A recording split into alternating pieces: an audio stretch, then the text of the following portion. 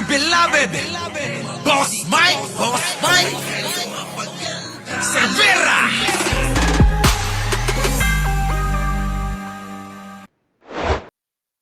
May korteng tumatawag sa'yo. Ba't di mo harapin? Nandun yung korte sa Amerika. Ba't di mo harapin?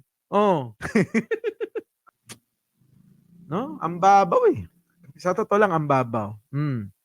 Gagawa nila to destroy my reputation para idamay sila Duterte family doon sa kapupuntahan Oh, tingnan mo. Isisingit niya ng isisingit. Oo. walang kakwenta-kwenta. Hinamon ko na kayo, punta kayo sa korte. Ayaw ninyo, ikaw. Kami rin, hinahamon ka namin, pumunta ka sa korte doon sa Amerika, ayaw mo. Ayaw mo rin eh. Diba? Bakit ka naghahamon ngayon sa mga bagay na ipinagkait mo? Inihingi namin, doon. Risa Hontiveros, Yan, si Risa. Risa, banatan mo si Risa. ikaw, kayong tatlo dyan na nasa kongresong puro leftist. Inahamon ko kayo, sabi ko, pumunta kayo sa korte sapagkat ang SMNI walang kasalanan, ginurgur ninyo. Oy, paki-translate yung ginurgor. Dali. Naloko na. Ginurgor daw eh.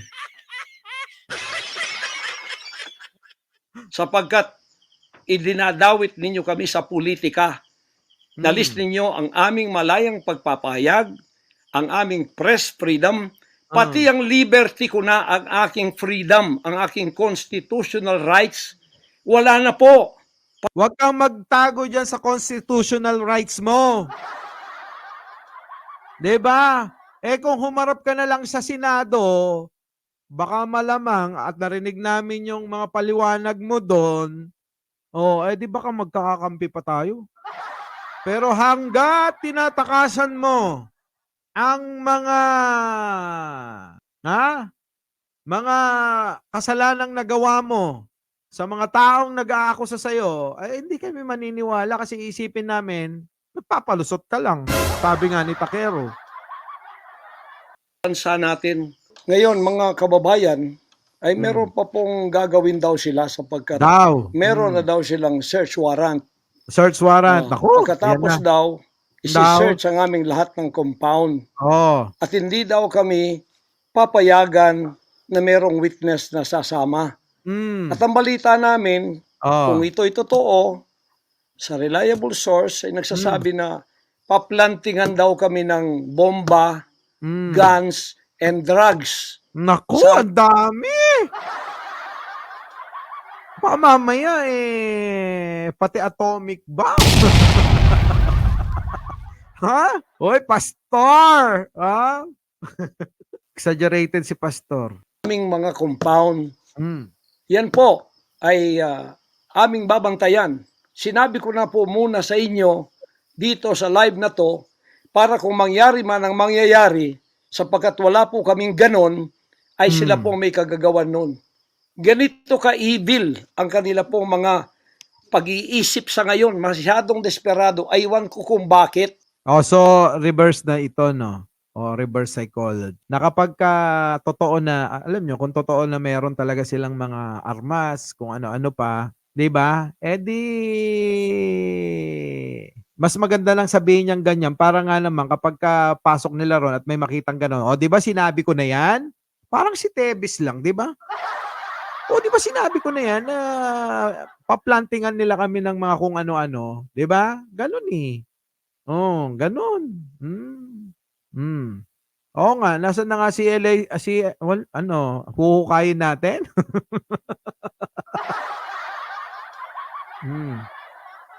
Kung kayo nasa katotohanan, nasa kapangyarihan, bakit kayo natatakot? At huwag Oo nga! Kayo! Naloko na. Ibang level si pastor no? Kayo dyan na, ikaw, Senator Hontiveros, kung sino-sino hinaharap mo dyan, ha?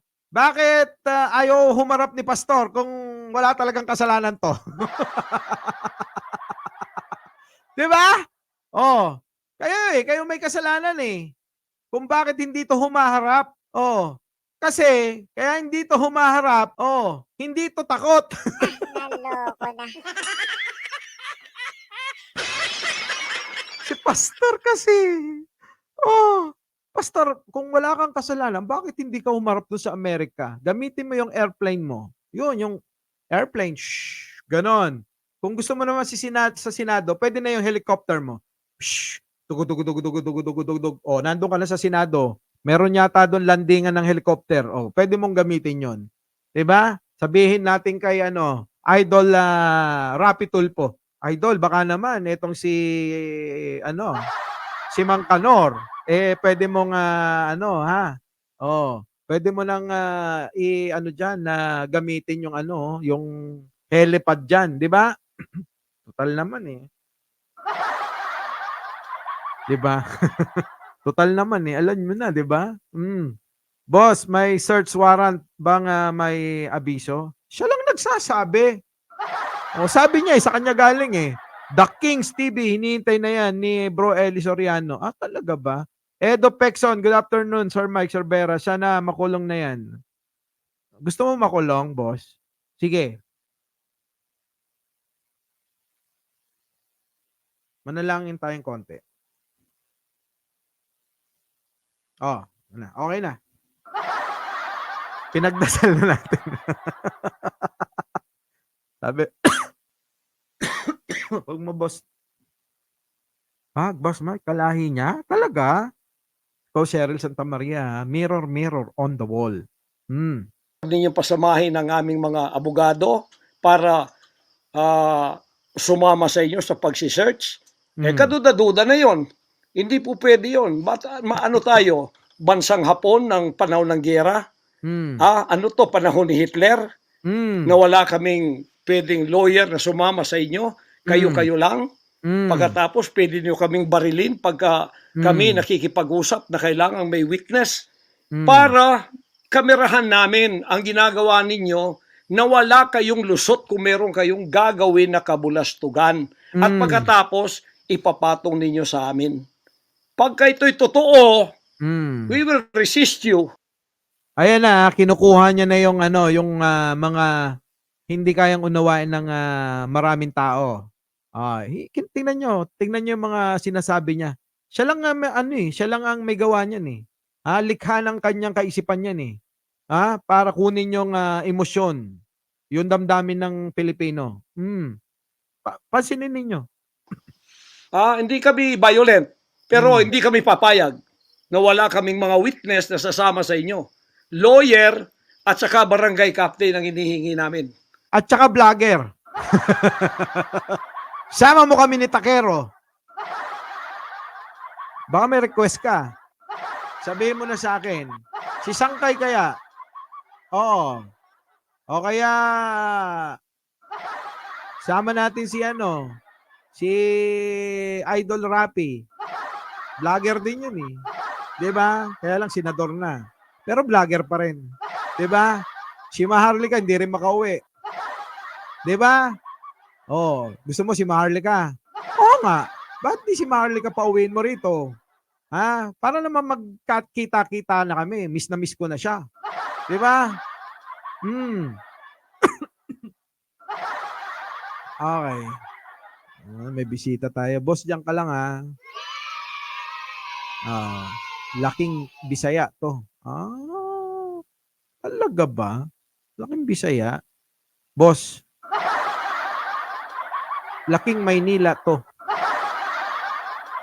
Tatay ko Bisaya. Nanay ko Ilocana. Naloko na.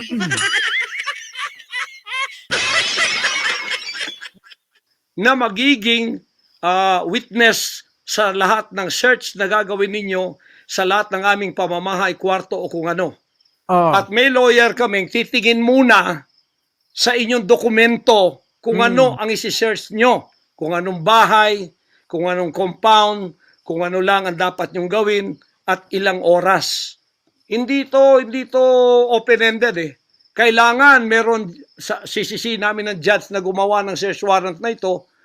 Ayan na, ayan na. Oo, ang dami ng ang daming kondisyon at meron pang maninisi. Naninisi na, marami pang kondisyon. Diyos ko, samantalang nung panahon ng 'di ba? Nung drug war ni Digong ni Laking Bisaya, 'di ba? Meron bang ganon? Wala, basta lang tatadyakan yung pinto mo. Papasukin ang bahay mo, ganon. Oh. So ibig sabihin, kay Kibuloy dapat special. Naloko na. Sa mga ordinaryong tao na tulad namin, tatadyakan nyo na lang ang pinto ng bahay namin. Pero dito, sa idol ninyo, hindi pwede, kailangan maraming kondisyon. Kailangan ganito, kailangan ganyan, kailangan ganito. Ang dami. Di ba, no? So, pinapakita mo ngayon, mga kababayan, pakinggan nyo to. Kung tama pa, kung nasa tamang katinoan pa, yung mga pinagsasabi niya, abay, mainggit kayo rito. Naloko na.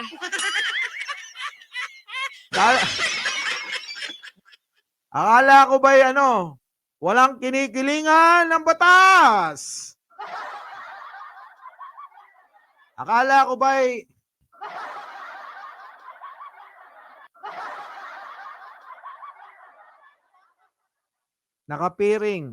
nakapiring ating batas para manimbang, di ba? Sabi ni MD Rod, sasama po, di ba, no? Kawawa yung mga kababayan natin. Si Nick G, galit na galit sa'yo. Loko ka, ha? Pastor, oh. Pagka hindi ninyo nirespect ang aming constitutional rights, huwag ninyong tapakan ang aming rights. Hindi din namin tatapakan ng rights ninyo bilang kayo ay nasa batas. Igagalang namin yon. Pero igalang din ninyo kami kasi meron kaming mga narinig na ginawan ninyo ng mga ebidensyang peke. Tinamnan ninyo pagkatapos ipapatong ang kaso sa amin. Religious community po ito. This is a spiritual community. Once tumapak kayo dyan, sapagkat kayong nagdadala ng batas, respetuhin ninyo. You are on holy ground. Yan po ay mahal na mahal naming banal na dako. Huwag ninyong Sige, magtago ka. Magtago ka yan dyan sa relihiyon na tinayo mo. Ha? Uy, kawawang sangkay. Ano ba? Kayo ba, Boss Mike? Walang Ay, wala! Oh. Hindi ko nakasama yan kahit isang beses. Oo. Ay nako, gawin nyo yan, plant ng FO, gawain nyo daw. Kayo pala may gawain yan sa bagay. May punto ka, Cheryl Santa Maria. Pero hindi kami papayag na hindi kami makakasama ng kasama namin, hindi makikialam sa inyo. Titingin lang sa lahat ng gagawin ninyo. Kasi hindi na kami kumpiyansa sa gobyernong ito. Gagawa sila ng paraan para kami ay bigyan ng kasalanan. Yan po, babantayan natin yan. Yon mga kababayan, maliwanag. Hindi na kami kumpiyansa sa gobyernong ito. Maliwanag Isinabi niya, ngayon kung hindi ka pala kumpiyansa sa gobyernong ito, bakit hindi ka bumalik ng Amerika at dun nyo ipaglaban kung ano man yung pinaglalaban nyo? Kung hindi ka pala kumpiyansa rito sa gobyerno rito balik ka doon. Huwag mo na kaming idamay ng mga Pilipino dyan. Balik ka doon. Total ikaw naman ang may problema. Harapin mo ron mag-isa kasama nung mga alipores mo na sinasabi mo na 8 ba yun o pang-siyam ka. Diba? Hindi sila pumayag, then siguradong magpa-planting sila ng evidence. Pag pumayag sila, then fair ang laban. Hindi namin sila pakikialaman. Titingin lang ang aming mga witness na mga lawyer at saka barangay captain. Magulo kayo. Itong kasi Duterte Group, ang gugulo, no? Diyos ko, ang gugulo. Pero alam nyo, mga kababayan, naawa ako kay pastor eh. Di ba? Ganyan din sinabi ni Karen, ano? Ano sinabi ni Karen? The best business is religion, sabi ni Jeff Valdez. Alam nyo, ako panuntunan ko lang sa buhay ko. Panatilihin lang natin yung pagmamahal natin. Yung pagmamahal sa puso natin. Yung pagmamahal lang, mga boss. Alam nyo, pagka sinunod nyo lang yung panuntunan na taglay ng pagmamahal sa puso. Yung pagmamahal na nasa puso natin, sa atin, sa sarili natin. Tingin ko, mga boss, walang mag-aaway, walang magkakagalit, walang magiging ganito. Itong ginagawa ni Pastor ba? Di ba? Alam niyo naman ako si common sense. Kasi ang tanong dyan, mga kababayan, kapag mahal mo ang iyong kapwa, hindi mo siya gagawan ng kahit na anong masama. Amen? Naloko na. Sumagot kayo. Mga boss, akala nyo kalokohan ito. Sabihin nyo, diba? Kapag mahal nyo ang kapwa nyo, gagawan nyo ba yan ng kasalanan? Gagawan nyo ba ng ikakasama ng loob niya? Pag mahal nyo ba yung asawa nyo, gagawan nyo ng hindi niya magugustuhan? Pagtataksilan nyo ba kung mahal nyo yung asawa nyo? Di ba? Kung namamayani yung pag-ibig, yung love sa puso ninyo, hindi nyo gagawan ng masama. Ang nanay nyo, kapatid ninyo, asawa nyo, anak nyo, kaibigan nyo, di ba? At yung mga staff nyo. Naloko na. Di ba?